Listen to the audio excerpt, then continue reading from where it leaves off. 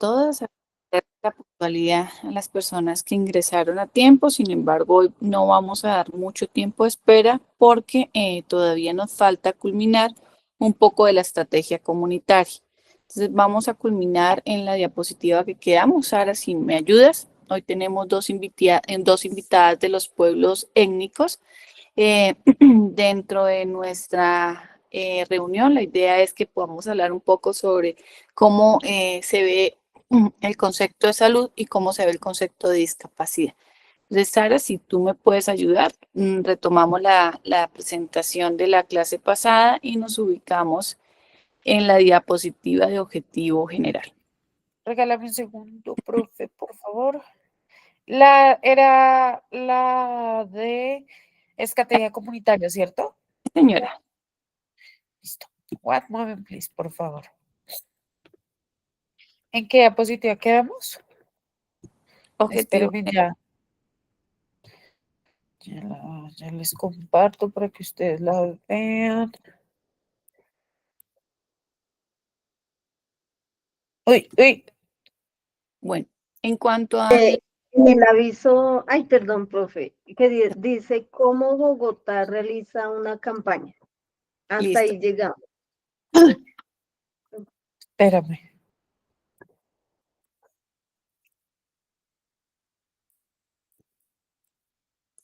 ¿Qué hice? Profe, ¿tienes apagado el micrófono? No, lo tenía prendido, estaba esperando que lo ubicaras. Listo, ahí, perfecto. Listo. Gracias, María Luisa. Exactamente habíamos quedado acá. ¿Cómo se previene el consumo de sustancias psicoactivas, cierto, en México? Habíamos quedado para retomar hoy en cómo se previene en Bogotá. A partir del manejo de las acciones comunitarias a través de esas estrategias que se han venido creando, Bogotá tiene unas fichas técnicas que ustedes dentro de su trabajo y en sus actividades asincrónicas van a poder profundizar un poco frente a cómo Bogotá viene generando esos procesos de prevención. Ahora sí, siguiente, por Sara.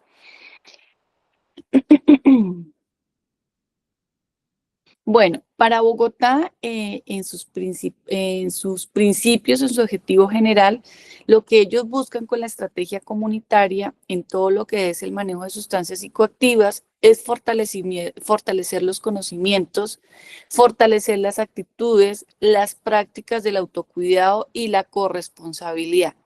No es muy lejano a lo que veíamos en las experiencias de otros países.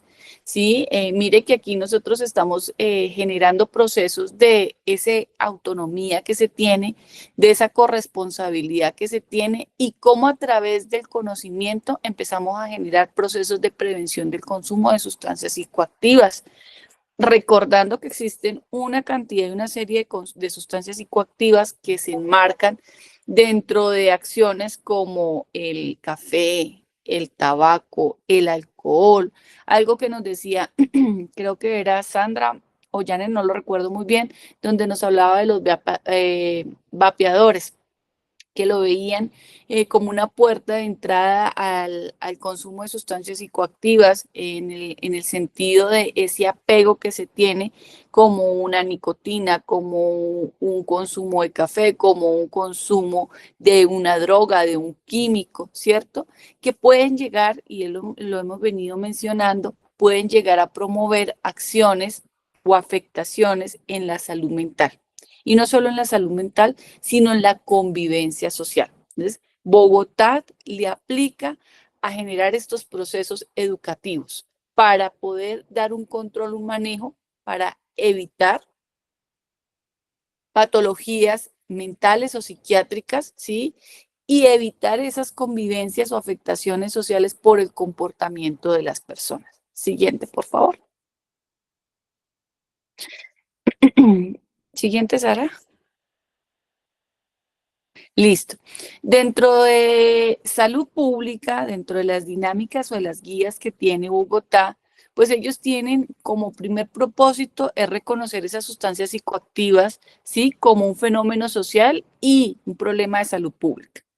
Ustedes recuerdan que algunos de los videos nos mencionaban que ya hay países que ya no le están apuntando a a los problemas de gobierno entre el microtráfico, frente a los procesos de manejo de drogadicción, sino cómo se empieza a generar procesos de legalización, pero además del proceso de la legalización es ver que esa plata que se invierte como en fumigaciones sea invertido en procesos terapéuticos. Entonces, mire que Colombia, en uno de sus brazos, que todavía nos falta mucho, en Bogotá sí se contempla una rama pequeña de generar ese conocimiento, ¿sí? Frente a la importancia que tiene el consumo de sustancias psicoactivas en la salud pública. No estamos hablando de un proyecto grande, ¿cierto? Que era lo que esperábamos, que se intervenga, que se haga contrataciones clínicas para psicólogos, para psiquiatras, para un equipo interdisciplinario, que puedan generar esa cantidades de terapias para las personas que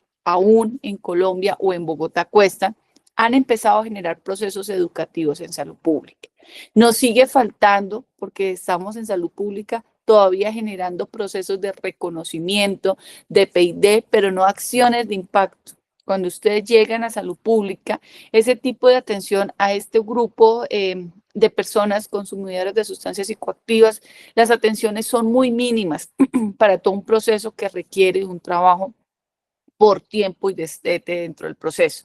Pero sí se contempla dentro de este proceso es el manejo del tiempo libre, ¿cierto? De cómo empezar a enrollar al ser humano en actividades como actividades culturales, como actividades de pedagogía, como actividades de intercambio culturales. Entonces, mire que aquí dentro de esa línea empiezan a generarse ese reconocimiento de sustancias. Dentro de esas fichas del manejo de sustancias psicoactivas en Bogotá se empieza a generar la identificación de los factores de riesgos y las protecciones asociadas al consumo de sustancias psicoactivas. ¿Qué pasa con estas personas que consumen sustancias? ¿Qué tipo de riesgo? ¿A qué nos estamos poniendo en riesgo a que pueda generar esa afectación? ¿Y cómo se generan esas acciones de protección, ¿sí? Para evitar ese consumo? ¿Cómo promover mensajes claves para regular y autorregulación del consumo del alcohol? Aunque actualmente ya hay estudios donde se evidencia que el consumo de alcohol ha disminuido, sí hay estudios donde demuestra que el consumo de otro tipo de sustancias alucinógenas han aumentado. En Bogotá, dentro de las preocupaciones de salud pública, es una de las que se ha venido evidenciando. Se genera procesos de sensibilización sobre los riesgos del uso de dispositivos electrónicos con o sin nicotina. Esto es algo que Bogotá le está apuntando y es a la disminución del uso de los vapeadores. Es un proceso que se están haciendo campañas desde salud pública en colegios, ¿cierto? En espacios laborales, donde hablamos, y esto lo hablábamos la clase pasada, y era cómo si yo puedo prender o puedo usar algo que huele rico, ¿cierto? Esas partículas, cómo quedan en el ambiente y nos volvemos aquellos consumidores pasivos de la persona que está a nuestro alrededor. Entonces, Bogotá está apuntándole a generar esa toma de conciencia de manera preventiva y disminución del riesgo de ese tipo de consumo. Y se están generando fomentar prácticas saludables y estrategias de acompañamiento comunitario. Aquí está el ejemplo clave de lo que nos compete este tema en el diplomado y son esas estrategias comunitarias del voz a voz, del fortalecimiento, de contarle a la ciudadanía lo que existe para generar esos procesos preventivos. Pasamos a la siguiente, porfa.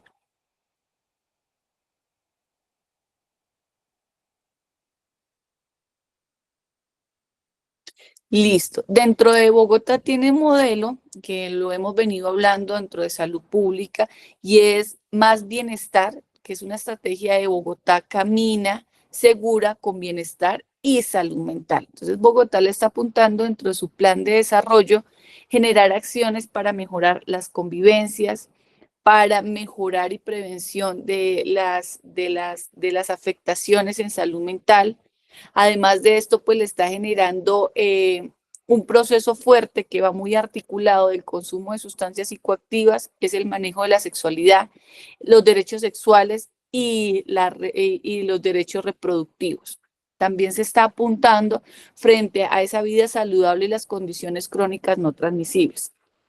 Recordemos que el tipo de alguna de estas sustancias pueden generar en las personas algún tipo de enfermedad que genere un diagnóstico crónico, pero además de generar un diagnóstico crónico, puede generar en la persona algún tipo de discapacidad por consumos, ¿sí?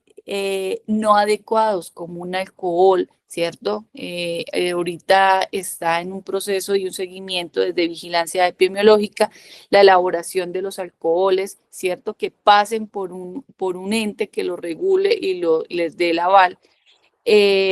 Todo lo que tiene que ver ahora con medicamentos, tanto psiquiátricos como medicamentos para otro tipo de enfermedades, como para la tos, para la gripa, que se está utilizando con otros compuestos para construir o elaborar las sustancias psicoactivas. Entonces, los pilares que tiene más bienestar dentro de su plan de desarrollo, Bogotá Camina Segura, es un recurso establecido en la salud mental.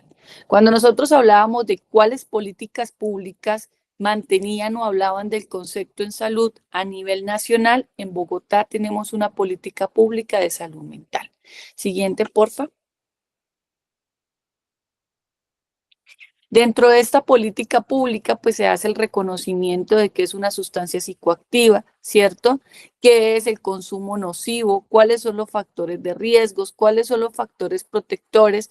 Que los vimos y los mencionaron dentro de los videos dentro de otros países, pero no, acá en Colombia volvemos, lo rescatamos dentro de esas políticas públicas y más que rescatarlos, fue ese reconocimiento que se hizo previo como diagnóstico para la construcción de esas políticas públicas. Entonces, ¿cómo se veía esa sustancia psicoactiva que altera el funcionamiento del sistema nervioso? Entonces, todo lo que nos genere una alteración del sistema nervioso central, lo clasificamos como una sustancia psicoactiva.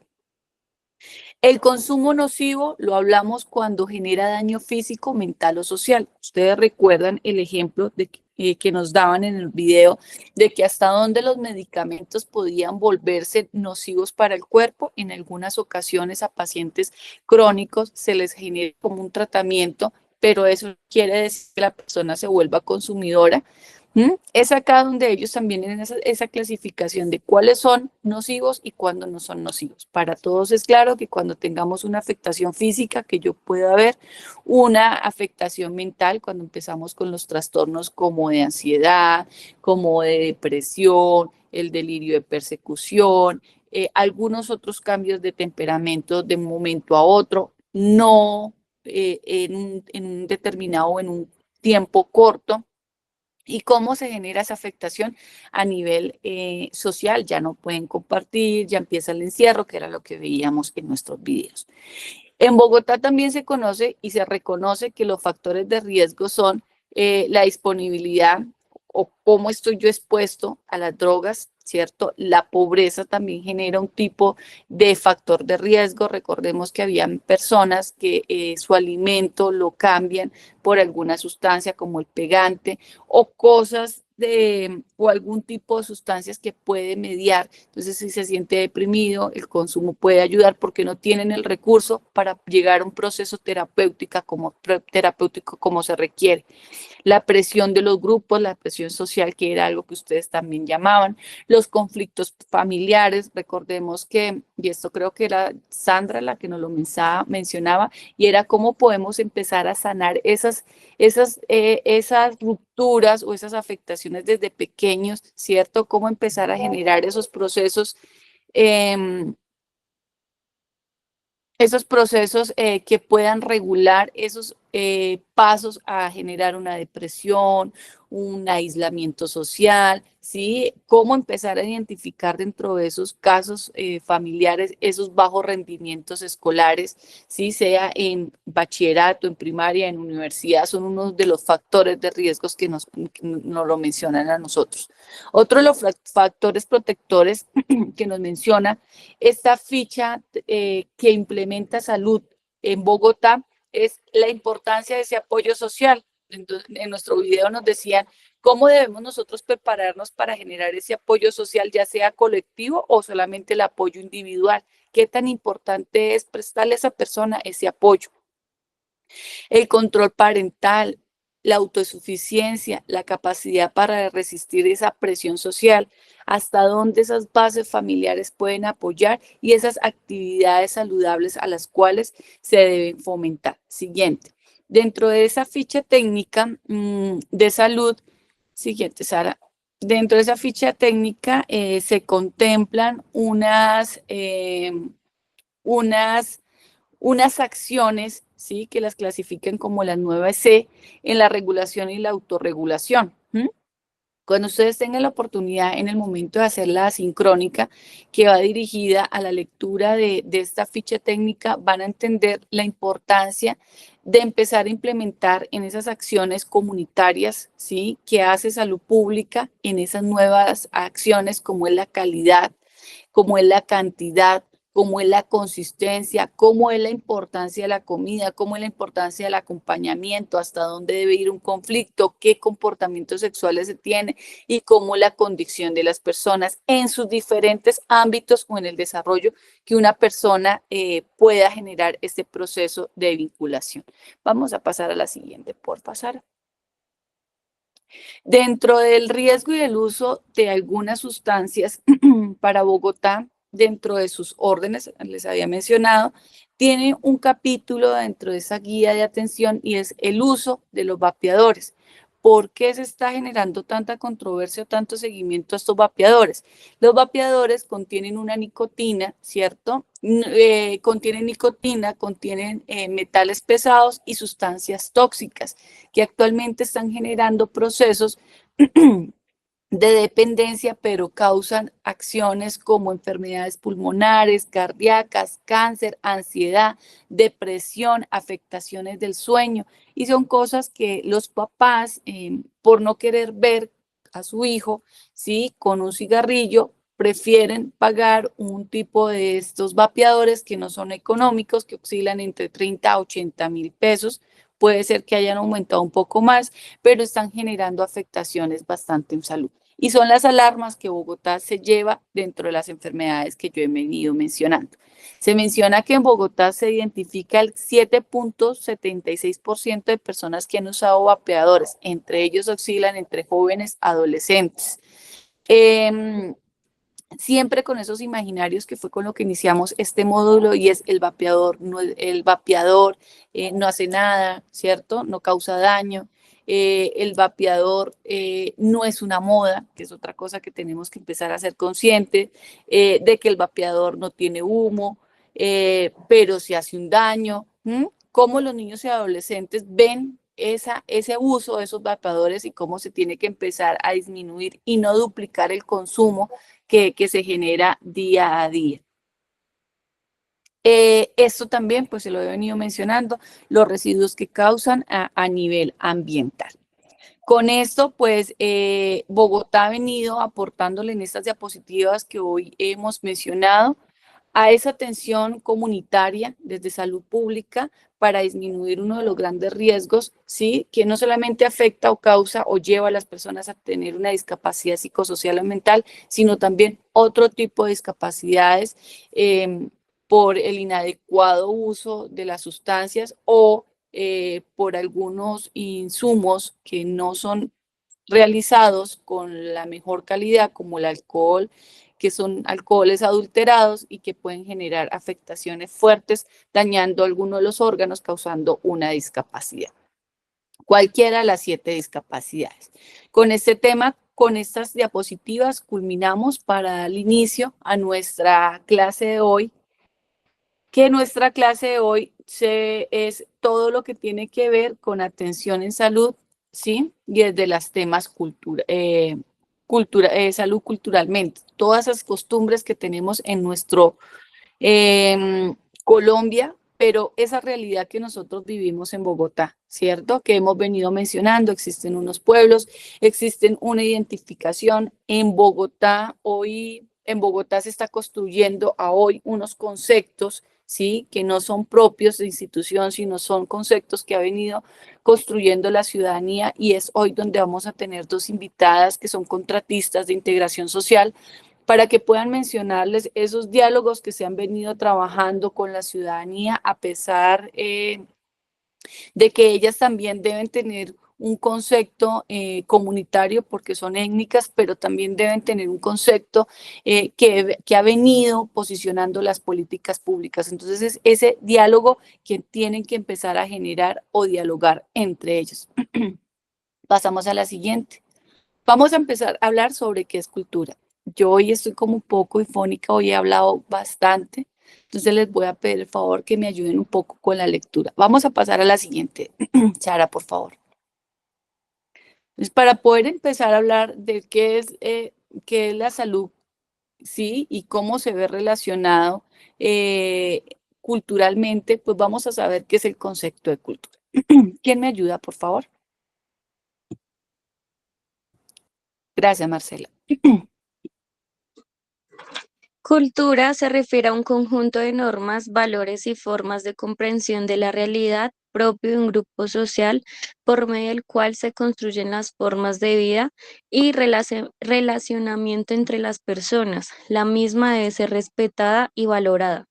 También se define como un conjunto estructurado de conductas aprendidas y de modos de significación e interpretación de la realidad que los miembros de un grupo comparten y utilizan en sus relaciones con los demás y que en forma cambiante son transmitidos de generación en generación. Su estructura fundamental son los rasgos culturales expresados en forma, función y significado. Gracias, Marcela. Acá nos lo menciona y nos dice, es algo que se ha venido transmitiendo de generación en generación, aquellas normas o valores agrupadas, ¿cierto? En una serie de individuos que van generando ese tipo de normas, ese tipo de valores, ese tipo de costumbres que no pueden llegar a desaparecer, ¿sí? Ni podemos pasar por ellos, porque al pasar por ellos estaríamos vulnerando los derechos de las personas. Vamos a pasar a la siguiente, Sara, por favor. Cuando empezamos a hablar de salud y cultura, pues empezamos a mirar esa competencia que tiene esa cultura cuando hablamos de esas costumbres, ¿cierto? De esas normas, de esos valores. Entonces, ¿cómo yo empiezo a mirar esa competencia cultural? En los enfoques y en la atención médica, ¿cierto? Para prestar un servicio ¿con qué? Con calidad, ¿sí? Que sea humanizado, que sea dirigido a diferentes pacientes con diferentes culturas, ¿sí? Donde debemos como profesionales de salud respetar esas creencias que se han venido heredando, ¿cierto? Esos valores que han pasado de generación en generación y cómo se generan esas prácticas individuales, ¿cierto? Que hay que empezar a generar esa negociación con la ciencia y aquellos hallazgos culturales que nosotros tengamos. Siguiente, por pasar. Listo. ¿Quién me ayuda con la lectura, porfa? Si quiere, continúo, profe. Listo. Sistemas de salud indígena. El Ministerio de Salud Pública y Asistencial Social conceptualiza las normas de atención con pertinencia cultural al sistema de salud indígena como el conjunto de actores, elementos terapéuticos, organización, coordinación, relación y modelo que sustenta y le da las características esenciales. Su presencia en la cultura de los pueblos indígenas es genuina, legítima y dinámica. Constituyen los mejores sistemas para la prevención, atención y restablecimiento de su salud por ser parte de su cultura y comprende sus formas de vida y cosmopercepción.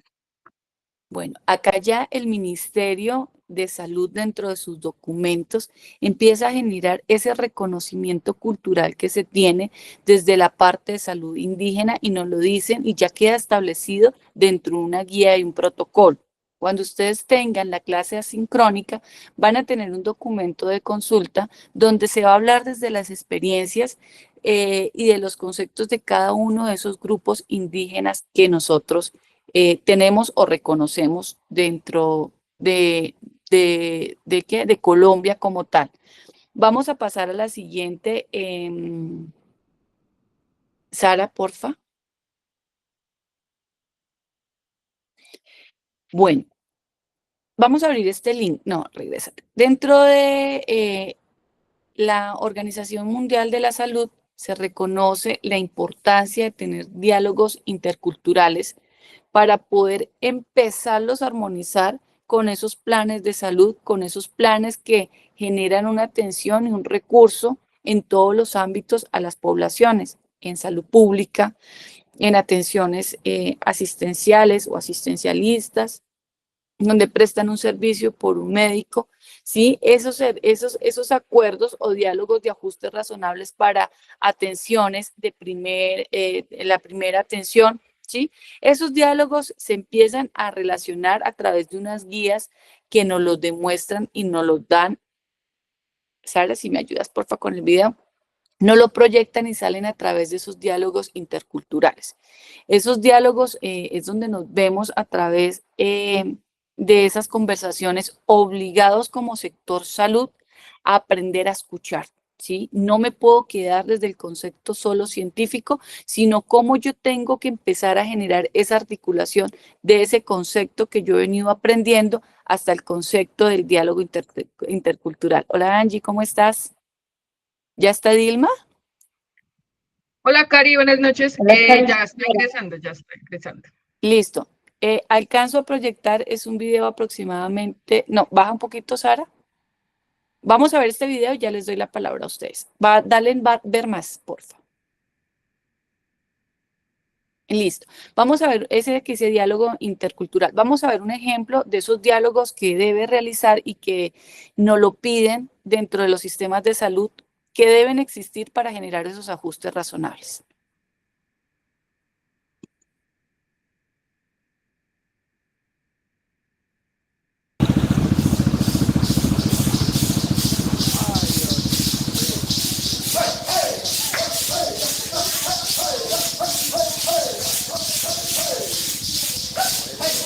En Bagua y Condorcanqui, en Amazonas, la situación de salud materno-infantil, desnutrición, anemia y otros problemas afectan más a la población aguajún y Wampis. Además, en la Amazonía peruana, las distancias geográficas, las diferentes cosmovisiones sobre la vida y la salud propias de cada pueblo indígena, ha hecho que los diálogos estuvieran ausentes por mucho tiempo. A ello se suma el tipo de educación clásica que no incorporaba a los diferentes saberes. Para hacer frente a esta situación, a través del proyecto del Ministerio de Salud Amazonas, con el Gobierno de Canadá y la Organización Panamericana de la Salud en Perú, desde el año 2016 ha iniciado un proceso denominado Diálogo de Saberes, también llamado Diálogos Interculturales, o encuentros entre la población indígena amazónica y el personal del servicio de salud. ¿Pero qué se entiende por diálogos de saberes? El diálogo de saberes constituye una forma alternativa al modelo educativo tradicional utilizado desde salud, y es que en los diálogos todos tienen saberes diferentes. Estos espacios se establecen porque hay problemas, y los problemas tienen que ser analizados y discutidos para construir una solución.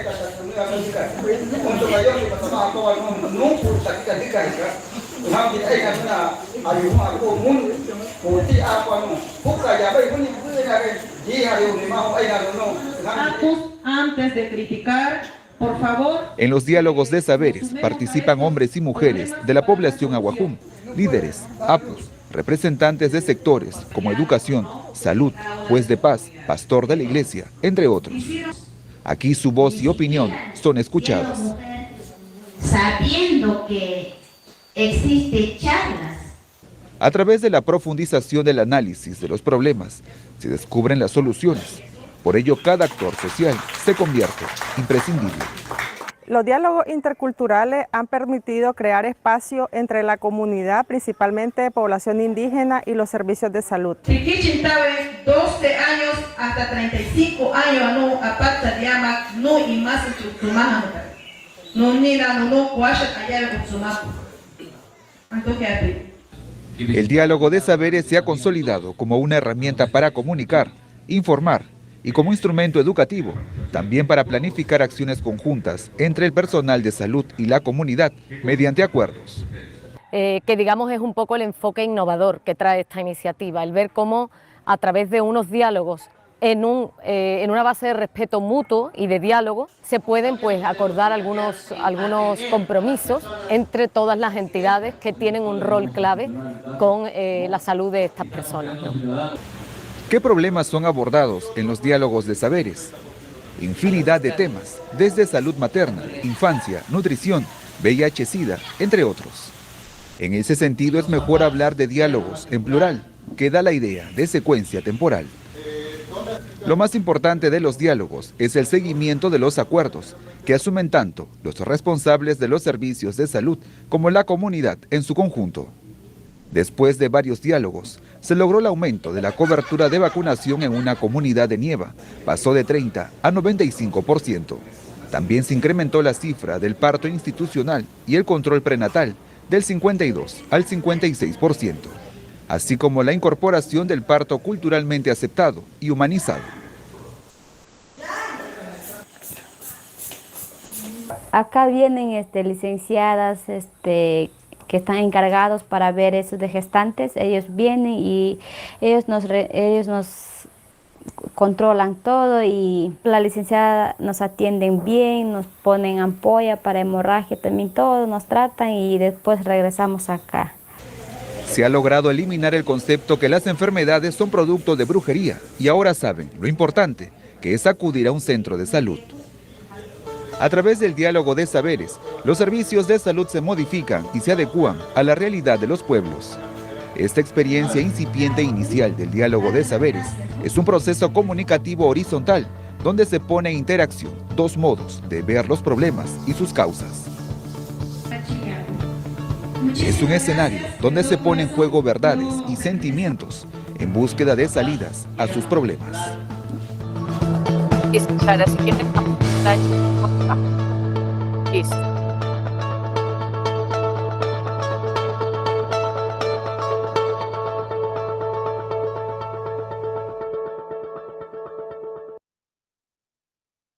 Listo, Sara, gracias.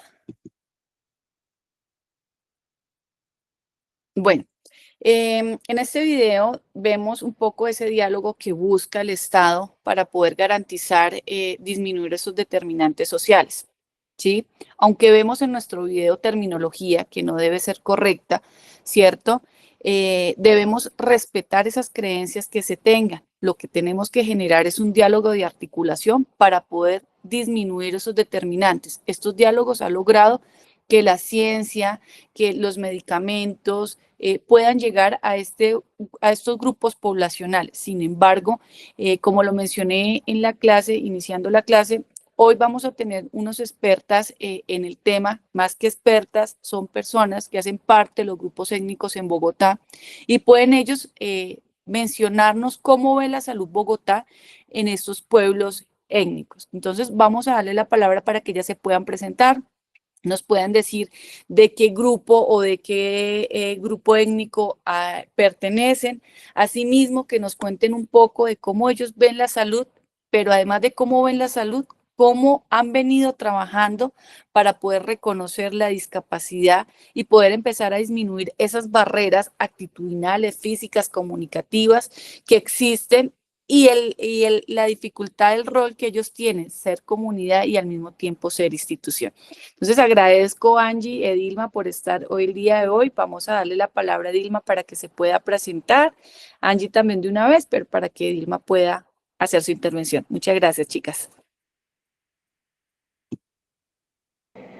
Mi nombre es Edilma Camargo, referente étnica para la política pública de discapacidad del equipo de políticas públicas, y hago parte del Cabildo Indígena Ambicapijá, en el contexto de ciudad, pero adicionalmente a eso hago parte del resguardo indígena Chinche Buenos Aires en el territorio, que hace parte del Tolima, y también soy víctima del conflicto armado. Gracias, Edilma. Miremos si podemos de mejorar el audio porque te escuchamos lejos. Listo, mientras puedes hacer la presentación y Y no sé si Angie se va a presentar de una vez o le va a dar la palabra a Dilma. Yo creo que darle la palabra a Dilma para que, pues, porque sabemos. Listo, Dilma, ya se presenta ¿Me Angie. escuchan bien o Te siento todavía se escucha un poquito entrecortado? un poco entrecortado y con eco. Listo, entonces espérenme Si unos quieres, 3 segundos. apaga la cámara para que te quede más fácil. Eso, y puedes Sí, acercarte después una disculpa. Listo. Sí, de pronto porque la interferencia, ¿me escuchan bien ahora? Sí, un poco mejor. Un poco mejor, listo. Si quieres, pásalo, Andy, por favor. Listo. Nosotros actualmente estamos en un contexto de ciudad, regidos por un decreto que es el 612 del 2015, por el cual se hace reconocimiento de unos pueblos a nivel distrital. Sin embargo, no se deben dejar por fuera que hay otros pueblos indígenas que también se encuentran constituidos acá en Bogotá. Este espacio es un espacio autónomo donde 14 pueblos toman decisiones frente a todas las entidades. Esos 14 pueblos son los cabildos Muisca de Bosa, Muisca Suba, que son uno, pero se dividen en dos: Ambicapijao, Quichuas, Inga, Huitoto, Yanacona, Nasa, Los Pastos, Misac, Eperara, Tubú, Guaunán y Camisá. Estos 14 pueblos se encuentran constituidos. ¿Sí me están escuchando bien? Sí, fuerte y claro. Sí. Bien, listo, perfecto. Estos cabildos se encuentran constituidos porque tienen una organización jerárquica dentro de cada cabildo. Nosotros estamos organizados como, por decirlo así, como está organizado el país, pero adentro.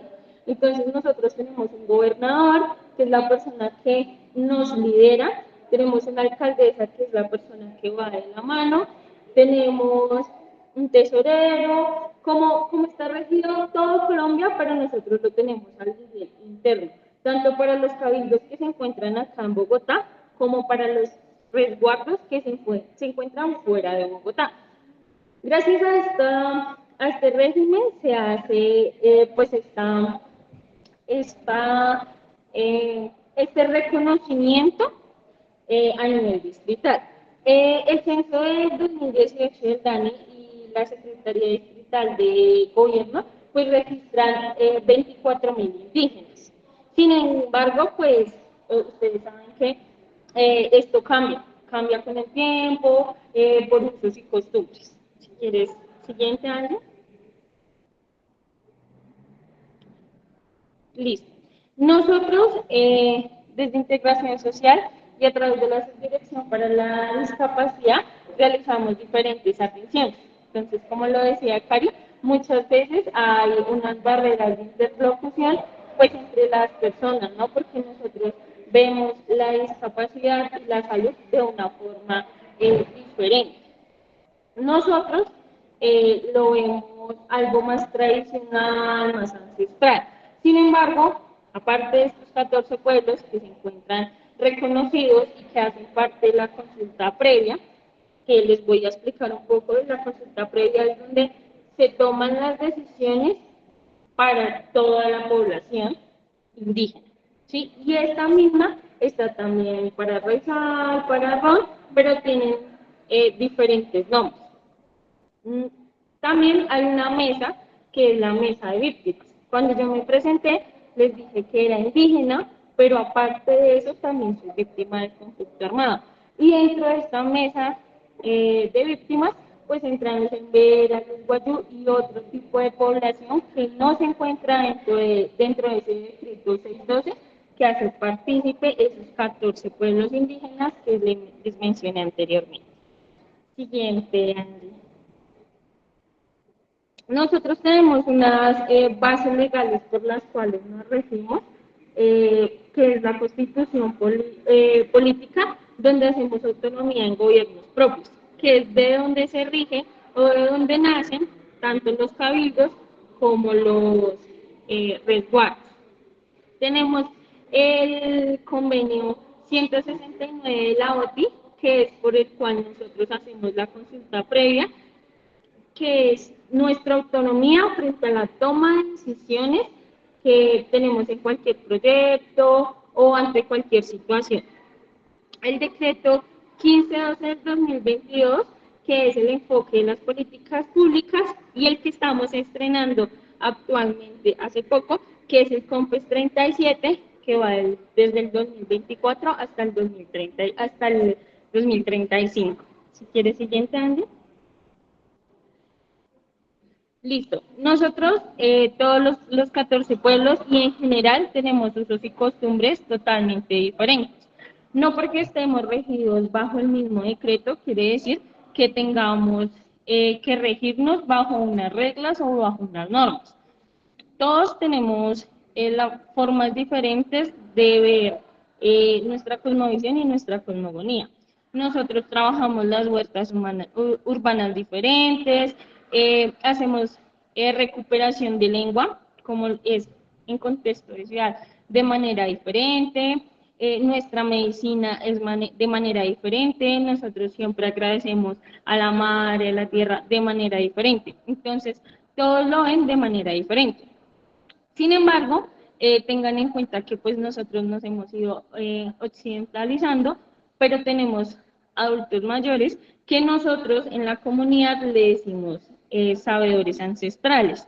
¿Por qué? Porque ellos no pierden sus raíces. Ellos como que la mantienen y la conservan durante el tiempo, y esto lo que hace es que nos vayamos reforzando a pesar de que nosotros no estemos en territorio. Entonces, digamos que la medicina nosotros la manejamos de manera diferente. Entonces, no sé, un dolor de cabeza, pues nosotros nos tomamos un agua. O de pronto, no, que le duele el cuerpo, entonces nosotros nos hacemos un sobo. Entonces, digamos que esto que nos han enseñado nuestros sabedores ancestrales, pues ha ido como trascendiendo de generación en generación. Nosotros llevamos a nuestros niños a cabildo, que por si le duele la panza, que por si de pronto tiene algún malestar, y esto ha generado algunas barreras. ¿Por qué motivo? Porque muchas veces desde la salud se quiere ingresar de manera rápida. Entonces, yo quiero atender a esa persona rápida porque la veo mal. Entonces, lo que nosotros hacemos desde nuestro rol es que les damos como un paro. Espere un momento, entienda que esta persona no está acostumbrada a que las cosas sean así, digamos, como ya, sino que va mediante un proceso, mediante una revisión y mediante que se entienda que no todas las personas piensan de la misma manera. Digamos, para temas de festividades, nosotros nuestras festividades las celebramos de manera diferente. Entonces, partamos de que algo tan sencillo como es, digamos, para mí, mi año pijao, pues para Angie no es importante porque somos de diferente cultura, ¿sí? Entonces, eso mismo pasa con la salud, que se han puesto esas barreras porque las personas no entienden que la población étnica toda es diferente. Y aunque nosotros estemos bajo el mismo cabildo o bajo el mismo resguardo, también tenemos cosas diferentes y lo manejamos de manera diferente. Si quieres, siguiente, Angie. Listo. Sin embargo, pues también de pronto para que lo entiendan un poco más, y es que muchas veces tenemos que escucharnos, ¿sí? Eso ha sido algo que nos ha ayudado mucho en este paso, y es escuchar a la población, ¿sí? Escuchar qué necesita, qué le hace falta, de pronto si tiene alguna restricción o si para esa persona existe algún tipo de restricción, y comenzar a cambiar ese chip tanto en la persona a la cual nosotros le generamos la atención como a la persona que le genera atención, porque muchas veces somos muy técnicos, ¿no? Entonces hablamos de una forma que solo nos entendemos entre nosotros, y ellos son más burdos, son más, a mí me duele una pierna, Y nosotros no, es que no es así, es que es así. Entonces, eso también genera barreras y para nosotros ha sido muy fundamental quitar esas barreras, diciéndole a la persona que genera la atención, oiga, espérese un momento, escúchelo, qué le está pidiendo él a usted, y a la persona, venga, mire, le dijo de esta y esta forma. Y nosotros no solo atendemos nuestra población, que en mi caso es mi cabildo y Angie su cabildo, sino nosotros nos vamos a nivel general. Entonces también es una escucha que nosotros hacemos porque, claro, hasta entre nosotros mismos hay cosas totalmente diferentes. Ya de pronto no sé si tengan alguna duda, consulta, pregunta que me quieran hacer. Bueno, no sé si tienen duda frente a la presentación que nos hace Dilma, frente al conocimiento y el ¿Ninguna? de las 14 pueblos. Listo. María Luisa, Entonces, Cari, le dejo el espacio a Angie para que ella pueda hay, hablar, agradecerte por permitirme el espacio. hay una pregunta, Dilma, antes de que te despidas, del María Luisa. Buenas noches, me alegra que estén acá presentes con nosotros. Esa sabiduría de ustedes es espectacular porque cuando yo me enfermo de algo, acudo a las hierbas, no tomo medicinas, medicamentos, sino, y eso, lo de ustedes me gusta. Yo quería preguntar si aún tienen, por ahí me comentaron que tenían que las niñas en cierta edad las mantenían como desde pequeñas hasta los 12 o 13 años, ocultas y aprendiendo cosas, no sé si es sea verdad o mito, pues es diferente a lo que estamos tocando en el tema, pero sí me gustaría saber. No sé si quieres, Edilma, te ayudo con la... Es que creo que Dilma estaba hablando porque el micrófono se movía, pero no la escuchamos. Si quiere, dale, Angie. Ah, sí.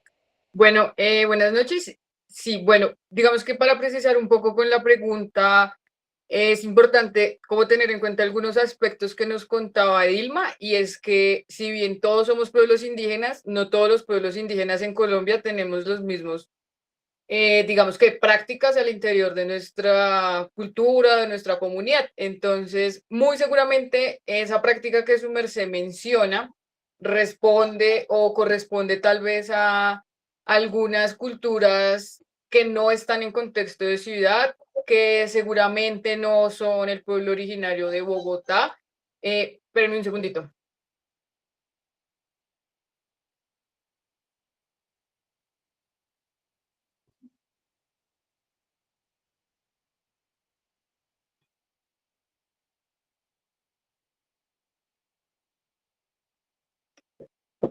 Ya, qué pena con ustedes. Entonces, hemos escuchado, no sé, tal vez en las redes sociales es cada día más popular, tal vez en los noticieros donde escuchamos cómo castigan a las mujeres teniéndolas encerradas durante toda su infancia y toda su niñez, por ejemplo.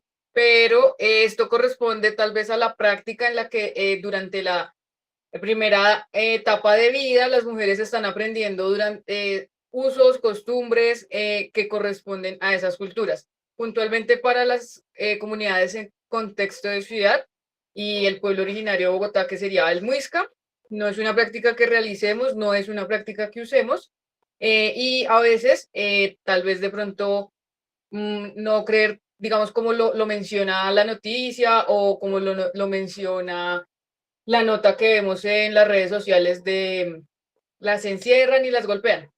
Seguramente hace parte de otro tipo de prácticas diferentes a las de nosotros de ciudad. Y ya, no sé si ahí respondo tu pregunta. Ah, sí, no, sí, señora, gracias. Sí, sí, no, me habían comentado que les enseñaban por años las prácticas ancestrales, pero sí, sí, contesta mi pregunta. Muchas gracias, sí, señora. Bueno, Edilma estaba levantando la mano, no sé, ya la bajó. No sé Sí, si quiere estar. algo de pronto para complementar lo que dice Angie, y es que muchas veces lo que vemos en redes sociales, lo que decía Angie, va más dirigido a territorio. Nosotros le decimos territorio a lo que es el campo, ¿sí? A de donde vienen nuestros orígenes. Entonces, como nosotros estamos ahorita constituidos en Bogotá es diferente a cómo lo manejan en el territorio, ¿sí? Entonces, de pronto por eso se escucha, digamos, ese tipo de noticias y es importante, pero también es importante saber que hay cabildos indígenas acá en Bogotá que de pronto ese tipo de práctica ya no la utilizan porque el pensamiento ha ido cambiando y hemos ido cambiando, ¿sí? Entonces, para territorio o para ese campo todavía siguen muy arraigados pues los usos y costumbres, por eso el lenguaje no se pierde allá. Pero acá, sí, tú le preguntas a un niño de pronto que haya nacido acá en Bogotá y ya él no sabe cómo expresarse, no sabe cuáles son sus culturas, de pronto no come lo que uno come, ¿sí? Porque eso ha cambiado. Pero entonces esas noticias que uno ve, más que todo, son del territorio, de lo que se vive en el territorio. Ya, eso era todo. Gracias, Edilma. Tenemos otra manita levantada de Marcela para hacerte la pregunta, Dilma, y ya posterior pasamos a la intervención de Angie. Nos queda una intervención todavía. Entonces le vamos a dar la palabra a Marcela Camelo, que tiene una pregunta, y a Sandra Monroy. Buenas noches, muchas gracias. Yo quiero preguntar, digamos, en el área de salud. Yo actualmente estoy estudiando auxiliar administrativo en salud y seguramente voy a tener la oportunidad, pues, de enfatizar esos temas que son importantes.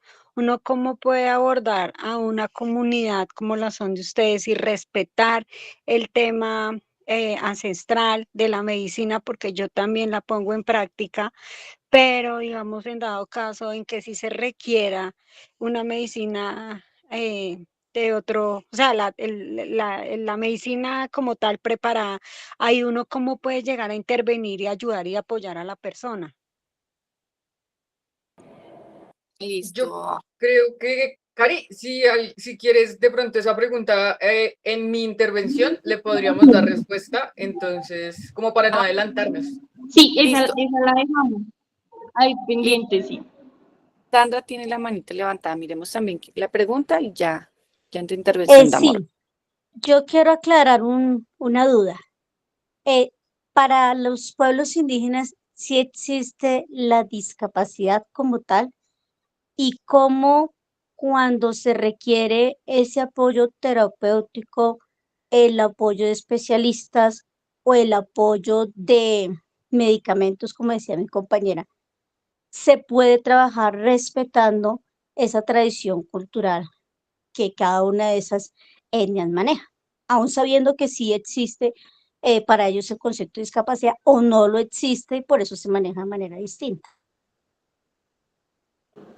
Cari, si quieres esa respuesta también, la abordan con Angie, porque ella va a hablar precisamente de cómo se ve la discapacidad desde los pueblos indígenas. Entonces, no se nos adelante. Entonces, Listo. digamos que este primer momento era como para que supieran que acá también hay pueblos indígenas, que nuestras culturas son diferentes, por donde nos regimos, y ya con Angie, que ella es la profesional, entonces ya a ellos les entra pues a hablar y a abordar un poco más y ya después de que ya termine, si aún quedan dudas, ella se les responde con eso.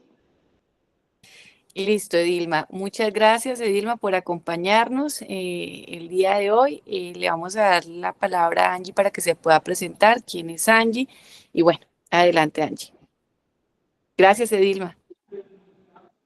Gracias a ustedes, un abrazo. Gracias, Edilma, que te vaya bien, Horacito.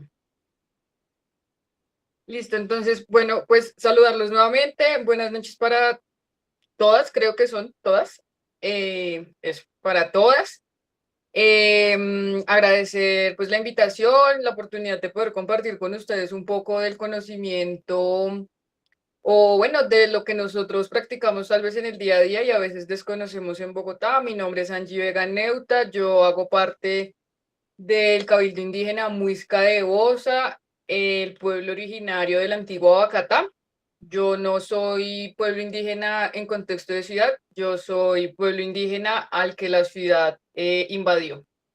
Entonces, pues, un poco el contexto que mi compañera les daba era acerca de ser indígena en Bogotá, de ser indígena en contexto de Bogotá, tener un poquito como el contexto de la normativa y a veces tal vez desconocemos eso, ¿no? Desconocemos que ser indígena también es ser garante de unos derechos fundamentales. Entonces, pues es importante. Vamos a abordar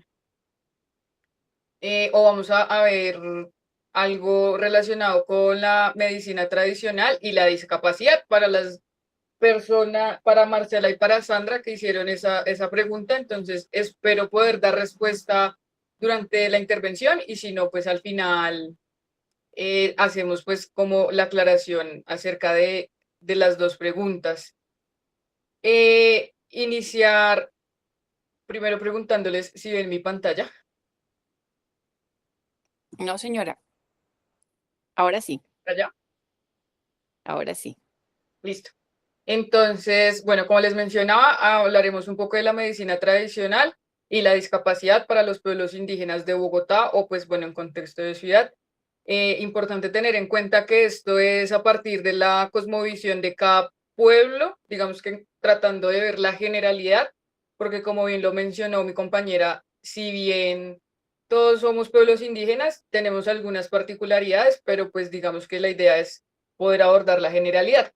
Entonces, bueno, esto es algo relacionado un poco con lo que ya les mencionaba, y es que tenemos ese reconocimiento constitucional y cultural que nos protege como pueblos indígenas, hacemos parte de nuestra jurisdicción propia, de nuestra ley de origen. Como pueblos indígenas tenemos el derecho ganado de tener nuestros gobiernos propios. Cada cabildo, digamos que lo puede manejar diferente, pero en general funciona como su gobernador y su comunidad, ya cada cabildo agrega o quita diferentes actores que participan dentro del sistema.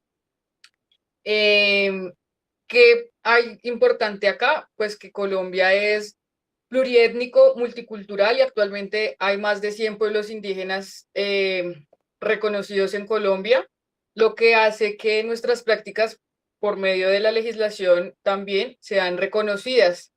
Reconocidas a partir de qué? Pues del uso y las costumbres de las plantas, de los médicos tradicionales, de los mayores, de las mayoras, es decir, estas personas ya adultos mayor que hace parte de la comunidad y es quien tiene como todo ese conocimiento en salud tradicional, en medicina tradicional.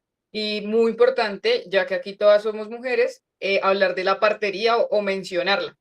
Importante que sepamos que la partería actualmente todavía es practicada en los pueblos indígenas, no necesariamente como tal vez la recordamos y concebimos de la partería como la persona que recibe el parto, sino la partería como el saber de la partera, valga la redundancia, quien cuida a la mujer, quien cuida su primera luna, quien cuida su útero, quien cuida o hace todo lo que tiene que ver con la prevención para el proceso de estar embarazada y obviamente pues posterior a esto. Una cosa que es importante aquí mencionar, por ejemplo, la partera también acompaña al hombre. Creo que a veces pensábamos solo que la partera era para recibir al bebé, pero la partera también acompaña al hombre en todo lo que tiene que ver con esa creación de una nueva vida. Nuestra medicina tradicional un poco se basa en todo lo que tiene que ver con la creencia desde el cosmos, todo lo que está vivo, todos los seres espirituales, y esto cómo se relaciona en una armonía con el cuerpo, la mente, el espíritu.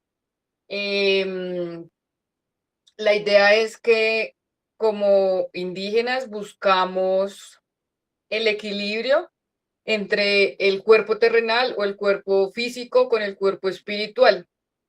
Es importante mencionarles que nuestro cuerpo espiritual trae un linaje, trae una herencia de todo lo que nuestros antepasados hicieron, vivieron, tuvieron, y eso es lo que tal vez hoy acá nos tiene, y eso cómo se relaciona con territorio, como por ejemplo, territorio entendido como el lugar donde vivimos, como la ciudad para el caso de Bogotá, pero también entendido para los demás pueblos como su lugar donde viven, y es que buscamos ese equilibrio entre el territorio, el espíritu, el cuerpo, y cómo a través de la sanación, por ejemplo, del territorio, también vamos sanando el cuerpo.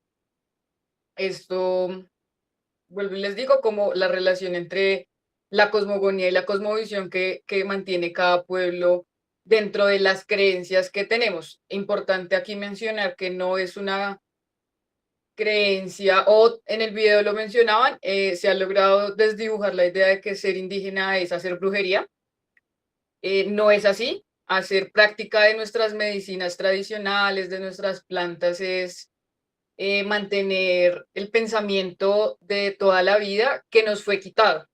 Acá es importante mencionar que nosotros no nos inventamos esto, estamos por el contrario reconstruyendo más de 500 años de vida que nos fue quitado en el momento de la colonización y nos impusieron un pensamiento diferente, pero actualmente trabajamos y buscamos poder volver a tener como esas prácticas en nuestras vidas que, bueno, como que nos quitaron.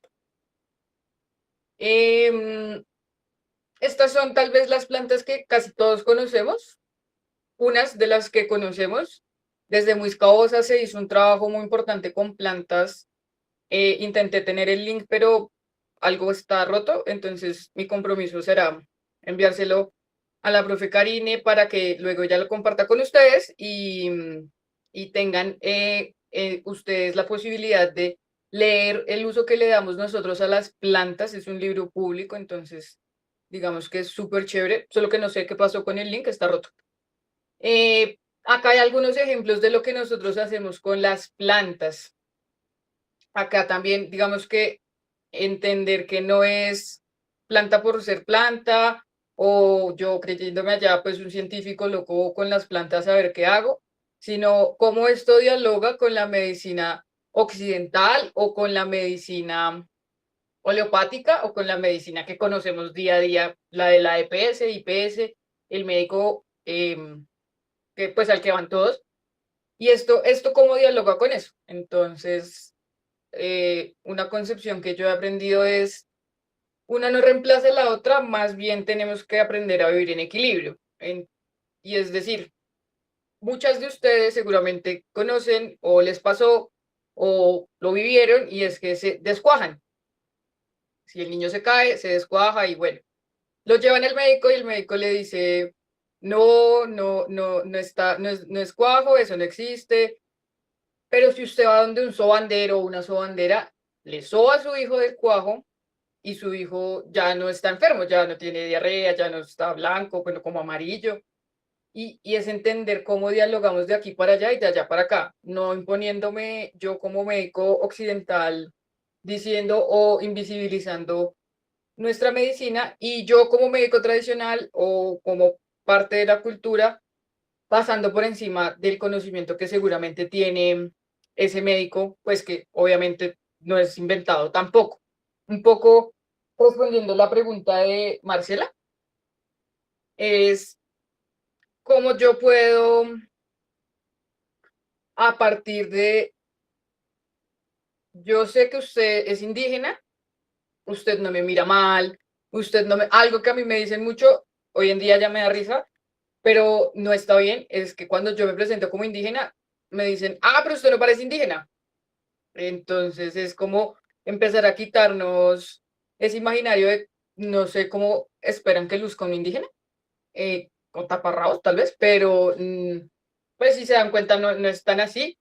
Y ahí es, a partir de ahí es de donde tú empiezas a reconocer y a tal vez respetar todo lo que tiene que ver con el pensamiento propio. Que si la persona le menciona, por ejemplo, a uno que hace uso de las infusiones de hierbabuena con alguna otra cosa, pues yo no me ría, que yo no lo mire mal, que yo no le diga como eso no sirve para nada, sino entender como que lo que usted está haciendo pues hace o responde a sus prácticas, pero también eso puede dialogar con, por ejemplo, que sea atendido por un médico o que se tome el medicamento y que sea adherente a lo que le indican según su patología y demás. Y pues para el caso de una persona con discapacidad, pues aún más, ¿no? Como que si sigue como esa línea de ser adherente al tratamiento médico, pero al tiempo, por ejemplo, le hacen algún tipo de terapia de limpieza espiritual, pues como una cosa dialoga con la otra, más no una invisibiliza a la otra. Ahora con la siguiente pregunta de Sandra, que espero poder resolverla. La discapacidad para los pueblos indígenas ha pasado por una transformación súper grande, al igual que pues también para nosotros en Occidente, y es como esa perspectiva de la persona con discapacidad cambia a partir del cambio en el territorio. Un mayor mencionaba que hoy en día es más difícil la persona con discapacidad ejercer alguna actividad laboral a partir del cambio en el territorio porque ya es más difícil que entre al entorno laboral, pero antes, cuando todavía podíamos tener cultivos y demás en la ciudad, pues esa persona desempeñaba o desarrollaba algunas actividades laborales, las cuales no le implicaba que su discapacidad, por decirlo de alguna manera, afectara su desarrollo económico y social, lo cual nos lleva a entender que para las comunidades indígenas la discapacidad también es una barrera desde lo social, desde lo cultural, más no desde la persona. Acá es importante entender que la discapacidad para los pueblos indígenas es visto como una desarmonía. Es decir, no hablamos de la discapacidad por hablar, sino hablamos desde una desarmonía espiritual, desde una desarmonía en tal vez su linaje, tal vez su familia, y no por tener una discapacidad o estar en esta desarmonía, deja de o reemplaza o quita las categorías que ya pues nosotros conocemos en este momento. ¿Qué es importante aquí? Pues que para la comunidad o para las comunidades indígenas, si bien es una desarmonía, desde allí es de donde se empieza a mirar y hacer la lectura en el acompañamiento. Tal vez no en la sanación, pero sí en el acompañamiento tanto a la persona con discapacidad como al cuidador o la cuidadora y a su familia. ¿Esto a través de qué? Pues de rituales donde se hacen limpias, donde se hacen confiesos, donde por medio del uso de las plantas hacemos que tanto su cuidadora como la persona con discapacidad puedan estar tranquilos, puedan estar en algún tipo de armonía, porque digamos que no es de desconocer que muchas veces estamos en negación acerca del diagnóstico que nos puede dar un médico, valga la redundancia, pero a partir de todo el acompañamiento espiritual, a partir de todo el acompañamiento de las plantas, digamos que se hace una práctica con las personas con discapacidad, con sus cuidadores, en los que también se involucra la comunidad. Es importante que como pueblos indígenas vemos a la comunidad como cuidador general de las personas con discapacidad. Es decir, yo soy la mamá de una persona con discapacidad, yo soy su cuidadora principal, pero toda la comunidad o todo el pueblo tiene la capacidad de estar cuidando y acompañando a esa persona con discapacidad a partir de que se entiende como un proceso desde la desarmonía espiritual y allí lo abordamos pues desde todo el tema en el equilibrio espiritual. Recordemos que ahorita les decía que como indígenas lo que buscamos es ese equilibrio espiritual, ese equilibrio entre territorio, espíritu, cuerpo físico. Entonces, desde allí pues tiene o cobra todo el sentido lo que les menciono. Hay casos un montón, hay experiencias un montón.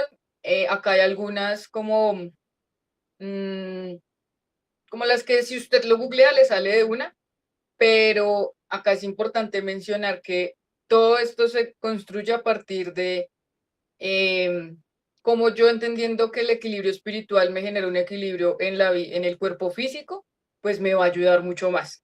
como yo desde mis usos de, por ejemplo, el tejido, sé que ahí estoy haciendo algún tipo de sanación.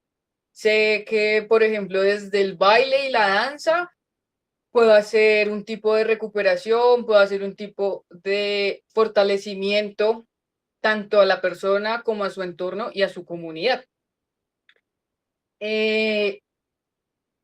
Como personas con discapacidad, tal vez a veces somos también garantes de algunos tipos de derechos y esto también para los pueblos indígenas, como también somos garantes de derechos, pues todo esto nos lleva a una unión y es el avance que hemos tenido en todo el tema, digamos, de políticas públicas. Entonces, la política pública de discapacidad ya empieza a hacer diálogos con nosotros, ya empieza a poder en algún momento incorporar esto que yo les estoy hablando a la política de discapacidad, pero también el COMPES 37, que es la política indígena, ¿qué? La política pública indígena, ya nos reconoce como personas con discapacidad, ya nos reconoce el distrito como indígenas viviendo en Bogotá y en contexto de ciudad, como la política pública de salud también ya le está apuntando a atender o a los proyectos desde las atenciones de la medicina tradicional, como hoy en día ya es más fácil sentarse, no es fácil, pero ya por lo menos hay un espacio de apertura con las entidades en las que se puede sentar la comunidad y el distrito a tener diálogos acerca de cómo fortalezco yo mi medicina, cómo fortalezco yo desde su saber, mi saber, y esto como también incluye e involucra a personas con discapacidad. Bueno, esto ya lo mencioné. Importante, pues nada, lo que les decía, creo que el diálogo parte desde el respeto como indígena, yo le doy al resto de conocimientos que hay en Bogotá y como la medicina occidental también nos respeta desde entender que como indígenas hacemos práctica de, hacemos uso de esas costumbres que han sido heredadas de años y años y años y años, que actualmente estamos pues recuperando esa memoria y pues eso hace que hoy en día, claro, no es lo mismo el indígena hace 500 años al indígena hoy, pues porque es que la ciudad ya está aquí y yo no puedo negarme a eso, entonces es también cómo yo me adapto allá y ellos cómo respetan lo nuestro. Y ya. Listo, Angie. Angie, desde tu experiencia, ¿cómo ha sido el proceso de reconocer las personas con discapacidad y ustedes dentro del distrito, cuando se hace un proceso de vinculación a una contratación de algún referente étnico, en qué ha servido para poder disminuir esas barreras de atención hacia las personas con discapacidad, por ejemplo? Es muy importante y es muy chévere la pregunta porque a veces desde el distrito se piensa que con el enfoque diferencial es tener a una persona de algún pueblo en la entidad, pero la verdadera inclusión o el verdadero enfoque es a partir de cómo yo desde el pueblo puedo dialogar con la entidad y es más fácil que la entidad dialogue con el pueblo y cómo todo lo que se vuelve técnico, todo lo que se vuelve enredado, todo lo que se vuelve vaya hasta algún lugar y haga tal diligencia, lo puede hacer el referente que tiene su pueblo, que le aterriza la información en todo lo que tiene que ver con, no entiendo qué me está diciendo cuando me está diciendo una historia clínica con un CIE 10.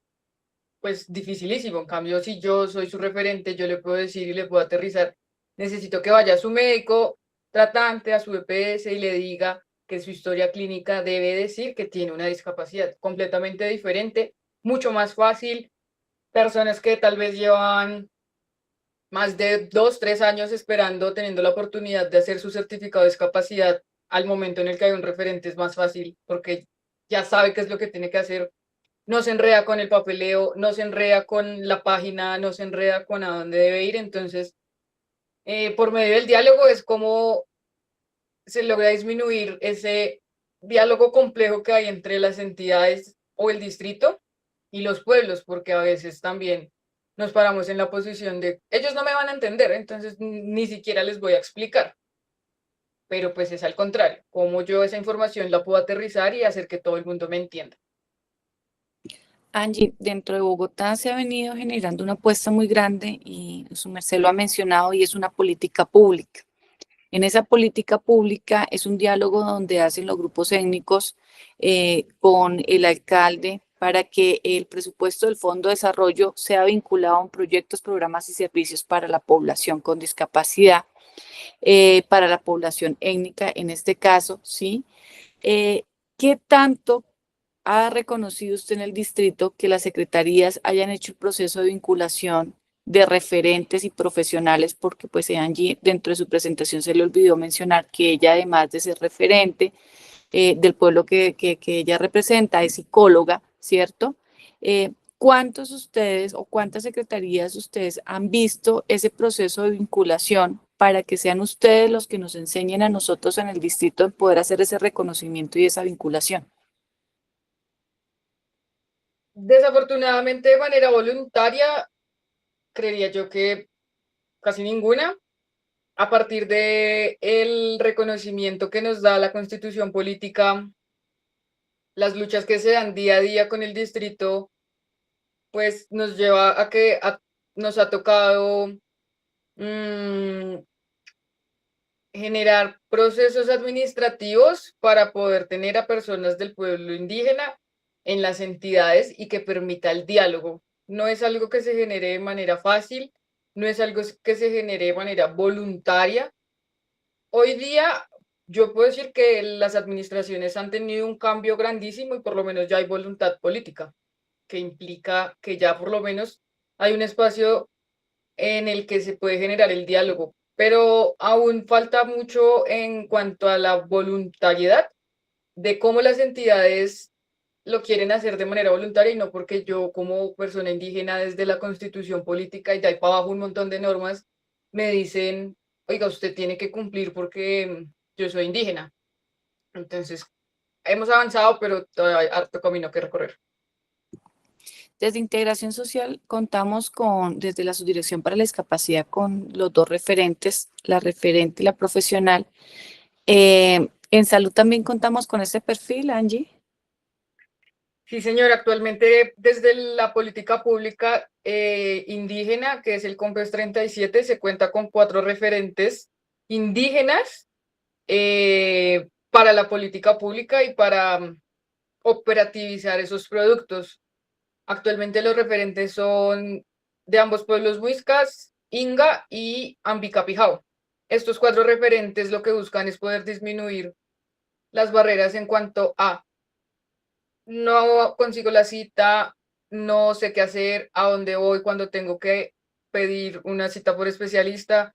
No tengo, por ejemplo, no se me reconoce que soy indígena en la EPS y adicional a eso, tenemos todos los 14 pueblos gestores para la EPS Capital Salud. Capital Salud también ha adelantado diálogos con las entidades, con los pueblos, y cada pueblo cuenta con sus gestores, quienes aterrizan todo lo que ya les mencioné. ¿Cuántas personas indígenas hay? ¿Cuántos no hay? ¿Por qué sí? ¿Por qué no? Todo el tema de citas, todo el tema de autorizaciones, todo el tema de medicamentos. Entonces, el diálogo está siendo tanto en lo público como pues en lo privado, porque claro, tenemos los referentes que son de las subredes, pero tenemos a los gestores que son de Capital Salud. En caso de tener un determinante social que afecte la vida de la salud de algún participante o persona del grupo étnico, ¿cuál es el paso a seguir? Paciente que tiene problema respiratorio, que ya el médico ve que su vida está en riesgo, pero la persona étnica no quiere acceder a los tipos de tratamiento. ¿Qué hacen? ¿Qué se debe hacer? ¿Cuál es el paso a seguir o cómo se maneja actualmente en Bogotá? Bueno, contrario a lo que tal vez se piensa después de la presentación, es más fácil que la persona confíe un poco en el tratamiento occidental, pero en el caso en el que se presentara por alguna razón, como no quiero porque, bueno, no sé, Creo más en las plantas que en el medicamento que usted me puede indicar, ordenar.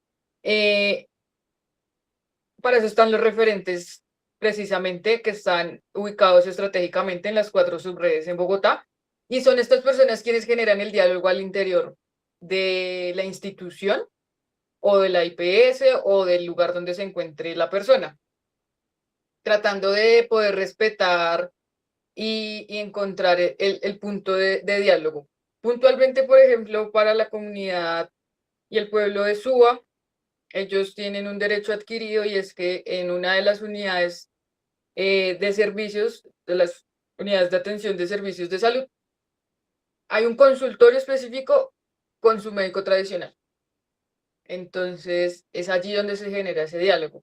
Para el caso puntual, por ejemplo, del Centro Oriente o Sur, la gestora, la referente, perdón, que se encuentra allí es quien va hasta no sé, hasta el Hospital de San Blas y genera el diálogo con las personas que están encargadas de por qué lo quiere imponer este tratamiento si también tenemos esta vía. No, es que ya no hay otra opción y sí o sí tiene que ser este tratamiento, si no su vida corre riesgo.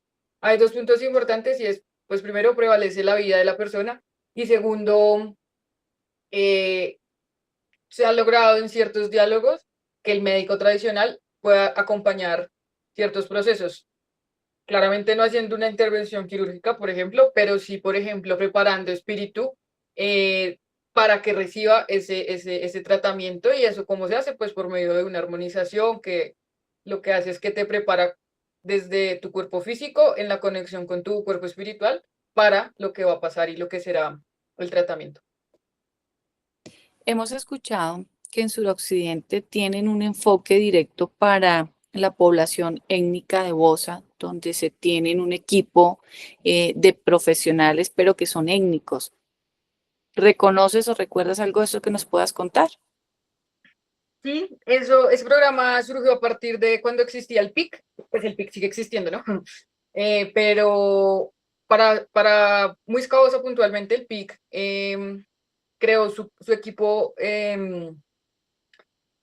de personas con pertenencia étnica, donde hacía parte pues un médico tradicional, un gestor, y actualmente, como el sistema cambia, nosotros también nos vamos adaptando. Nos encontramos en esas apuestas de cómo desde Suroccidente, con quien ya se tiene un camino ganado, ya saben de nosotros, ya es más fácil hablar de medicina ancestral sin que nos miren con cara de qué están hablando, y que se incorporen esos perfiles étnicos. ¿Cuál es el objetivo de esto? Que sean ellos quienes dialogan con la comunidad. En Bosa actualmente tenemos identificadas para Muiscabosa, tenemos identificadas 1.250 familias que sabemos dónde viven, que sabemos cómo están, sabemos sus características de salud, y a partir de entender quiénes son crónicos, quiénes son lactantes, quiénes son mamás, quiénes son en primera infancia, se prioriza, y la persona del perfil étnico es quien hace esa primera atención e identifica esos posibles riesgos en salud que más adelante se remite, bien sea, o se canaliza, pues, bien sea con la red hospitalaria o bien sea con las atenciones propias que genera Cabildo Indígena Muiscabosa en su casita de medicina. Muiscabosa tiene un lugar donde realiza atenciones, SOS, terapias. Entonces, claro, puede ser ambas. Mira, yo identifico que tienes un problema de azúcar, pero necesito que te hagas controles desde el hospital de Osa. Y ahí es ahí donde entra el referente, la gestora de capital, porque esto se canaliza por ahí, entonces ya esa persona busca la cita. Pero también, como identifico que tienes problemas de azúcar, pero el sabedor o el médico hará alguna lectura, necesito que vayas a la casita de atención propia y empieces tratamiento desde allí. Entonces, ese es como el papel que juega. Actualmente estamos en unos diálogos aún para volver a incorporarlos, pero si existían, están existiendo y pronto existirán nuevamente. Edilma, perdóname, Angie. Angie, yo culmino con una pregunta antes de darle la palabra a las participantes y es, tenemos un censo, hablemos de su cabildo que lo conoce, más o menos cuántas personas con discapacidad se tiene. Bueno, hay dos cosas importantes que mencionar y es que una cosa es la discapacidad que pues yo no puedo decir que no y otra cosa es cuando la persona se autorreconoce con una discapacidad, también entendiendo que para la comunidad hablamos de desarmonías. Entonces, en ese sentido, en el último censo, caracterización que se hizo, identificamos 261 personas que tienen una discapacidad y que se autorreconocen con discapacidad, de las cuales 3 personas ya han fallecido. Entonces, las otras 261 menos 3, 258. Son personas que actualmente se reconocen con discapacidad o tienen una discapacidad, se autorreconocen con una discapacidad o tienen una discapacidad certificada con el certificado de discapacidad que nos da Secretaría de Salud, tarara. ¿En qué avanzamos con estas personas? En poderlas haber identificado porque hace 1 año y medio sabíamos de 20 personas. Después de entregar los resultados, hablamos de un aumento, pues, desproporcional frente a lo que uno se imagina, ¿no? Y ahí es donde cobra sentido, digamos que tal vez mi rol, y es poder empezar a articular el programa que atenderá a las personas. No desde yo hacer una rehabilitación completa, sí, pero eso como involucra tejido, baile, el uso de la medicina tradicional, el uso de las plantas, el reconocimiento de las mismas. Angie, muchas gracias. No sé quién tenga alguna pregunta, aprovecho que tenemos a Angie acá. Marcela Camelo, adelante.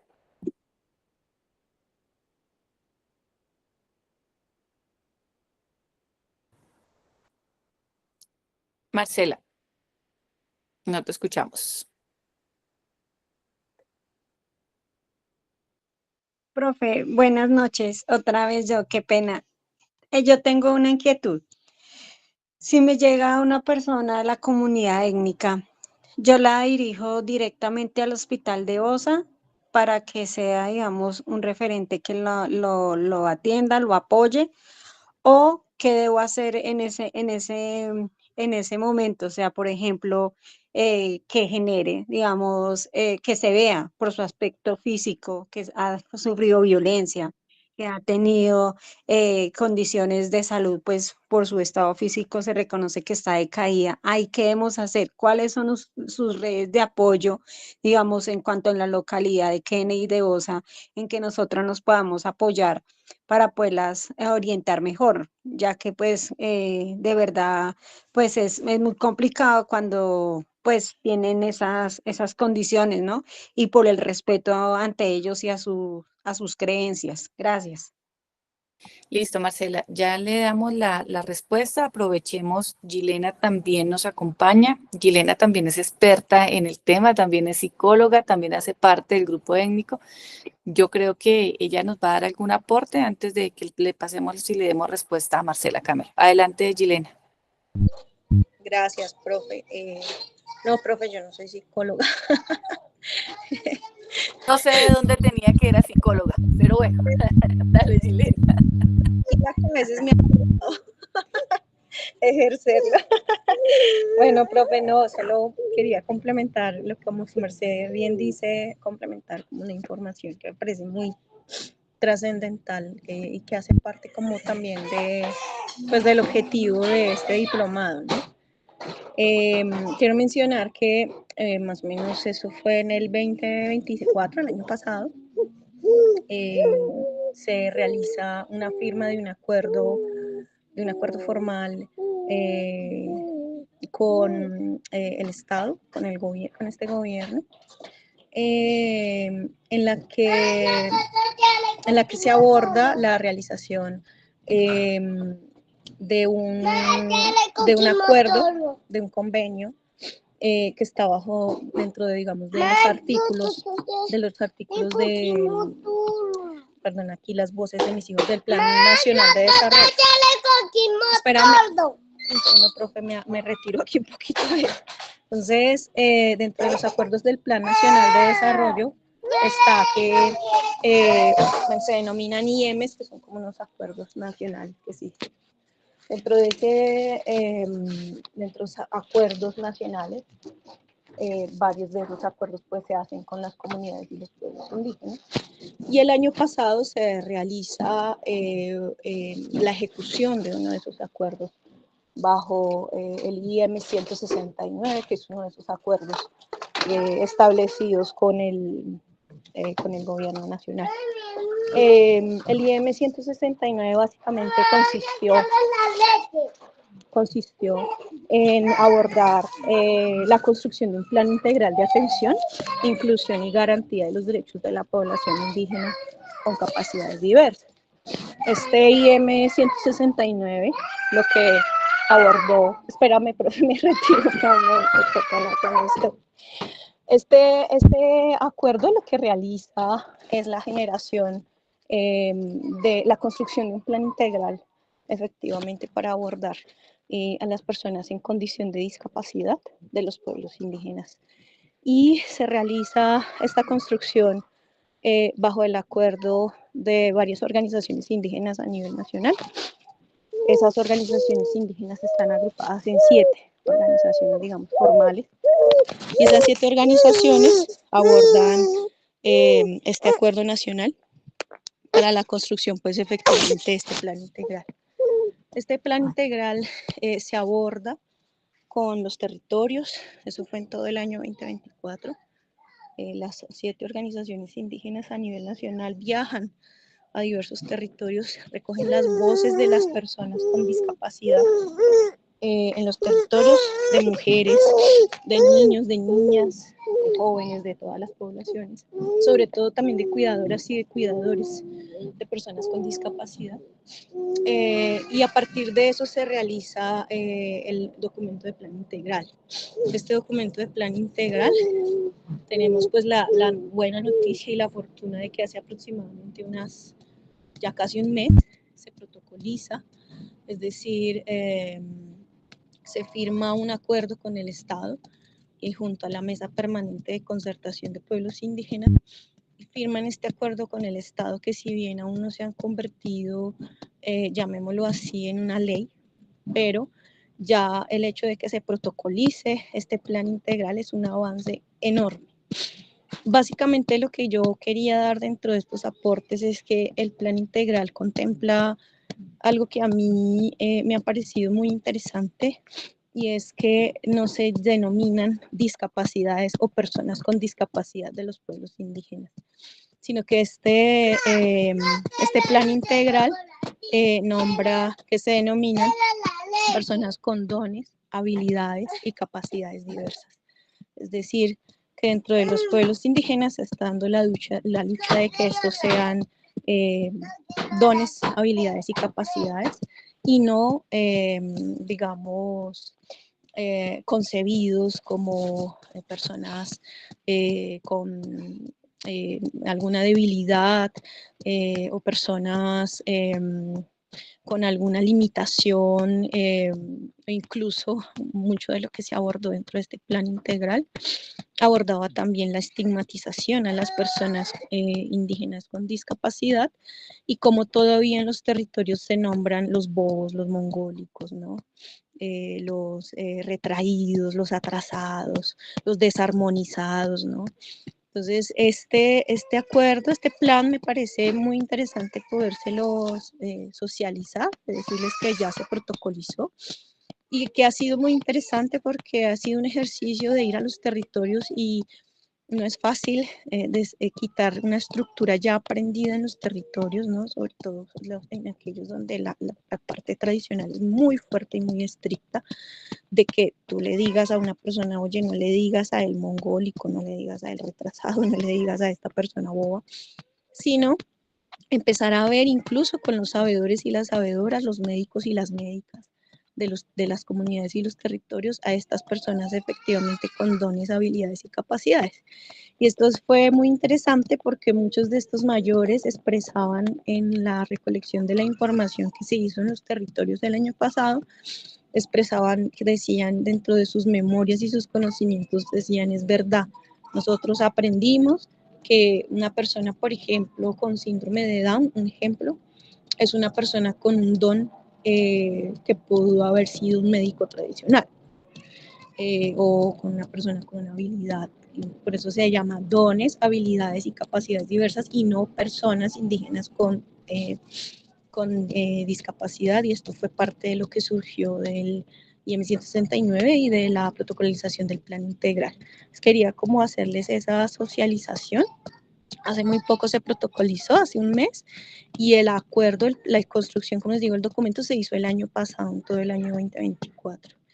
Y bueno, pues finalmente, y para no alargarme, bueno, sé que es importante hablar que en Bogotá hay 15 pueblos indígenas, digamos, que están, si bien están organizados bajo una estructura formal reconocida pues por el distrito, que es a partir de la consultiva de comunidades indígenas a nivel distrital, que recogía 15 comunidades. Pues es importante mencionar que si bien son 116 pueblos indígenas en Colombia, en Bogotá hay 92 pueblos indígenas, ¿no? Es una cantidad enorme, casi todos los pueblos indígenas están en Bogotá, pero lastimosamente pues solo se habla de 15 voces, ¿no? Y hay 92 voces que a veces pues salen mucho por fuera de escenarios públicos, de escenarios en donde se les debería otorgar un poco más de participación y en las que creo que este tema de la diversidad y de la discapacidad y de la inclusión, de la salud inclusiva, recogería y se nutriría muchísimo. Entonces, bueno, ese aporte quería como complementarle a las compañeras.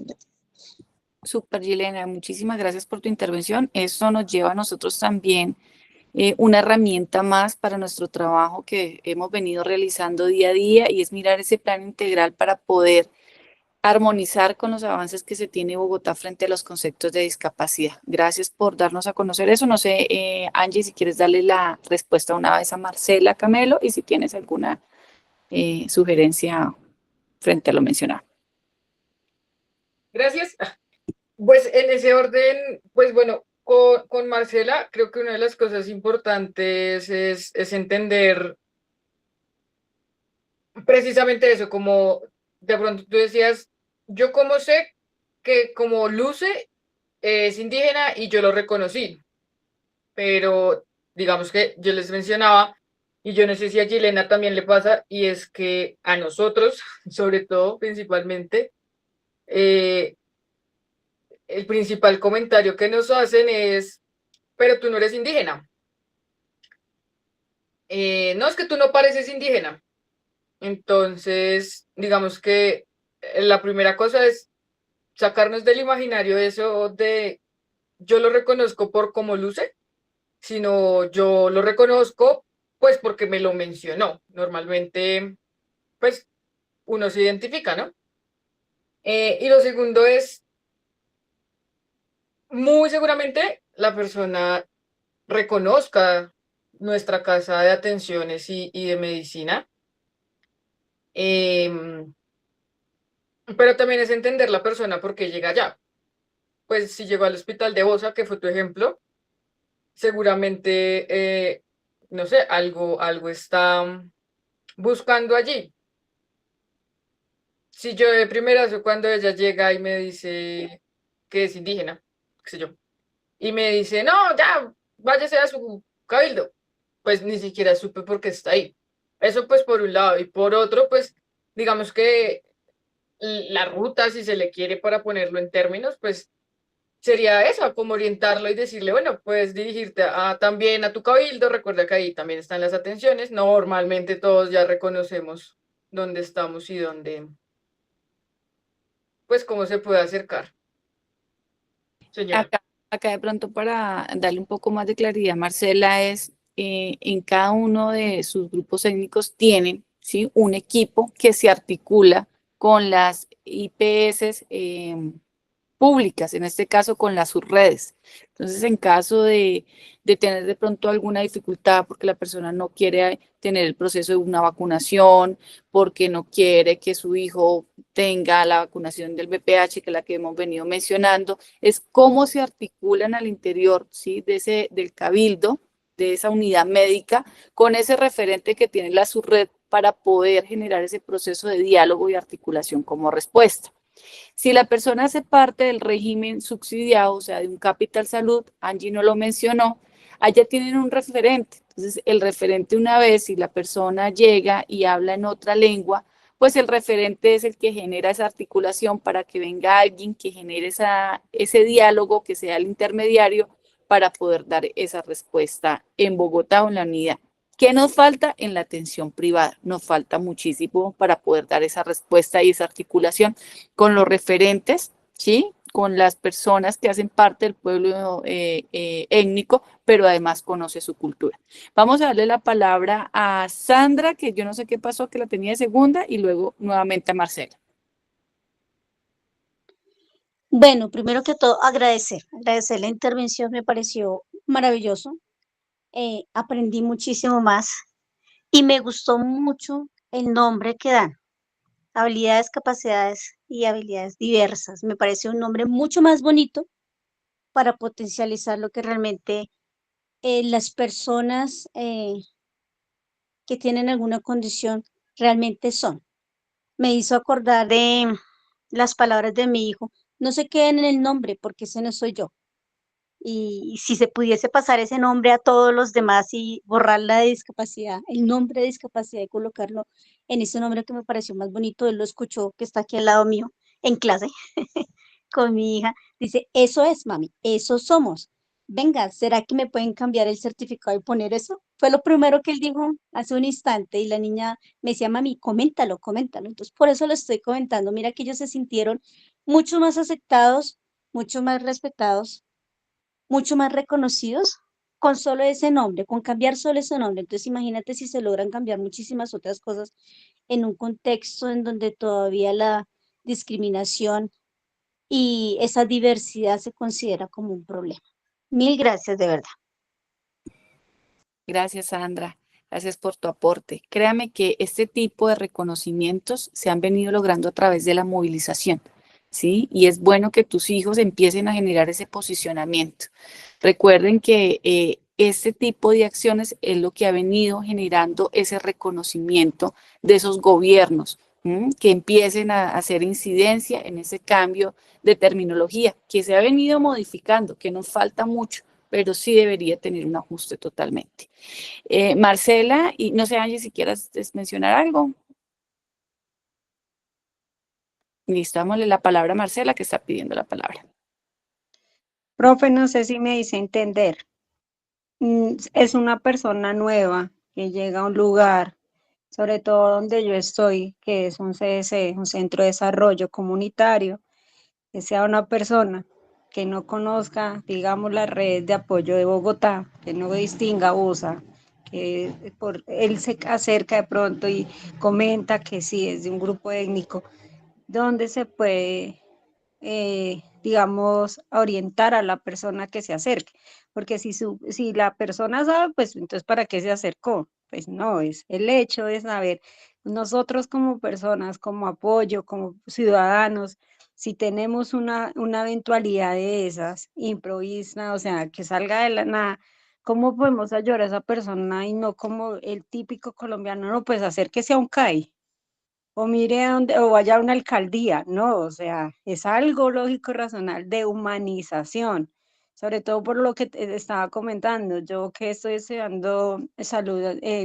auxiliar administrativo en salud, y puede que en un momento dado se me presente una persona de ese grupo étnico, pues yo no le puedo generar el rechazo, ni tampoco le puedo decir, no, es que no sé, o no, no, quisiera saber en qué red de apoyo contamos, digamos, en la localidad de Kennedy, que es la localidad que actualmente yo vivo. Gracias. Listo. Claro, sí, de pronto no habíamos entendido, o bueno, yo no había entendido bien la precisión que nos haces, Marcela, en la pregunta. Y bueno, hay varias formas en las que se podría abordar a la persona, ¿no? Digamos, si estamos desde el CDC, por ejemplo, y es puntualmente una persona con discapacidad, pues con el referente local de la subdirección y esa persona directamente se contactará, bien sea con mi compañera Ilma o bien sea conmigo. Y ya de ahí para allá, pues digamos que la ruta queda activa y nosotros buscamos cómo facilitar la persona o lo que la persona necesita desde el CDC. Si ya, por ejemplo, es alguien que, no sé, se encuentra, te lo encontraste por ahí. Bogotá tiene una casa indígena que queda en el centro, en la 10ª con 10ª. Casa indígena está precisamente puesta para estas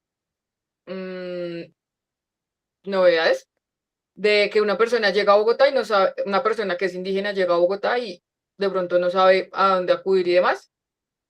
Esta casa indígena. Hoy día, pues ahora sabes que la profe Karine tiene 2 personas dentro de los pueblos con quien se podría dinamizar la actividad. Pues estoy yo, está mi compañera.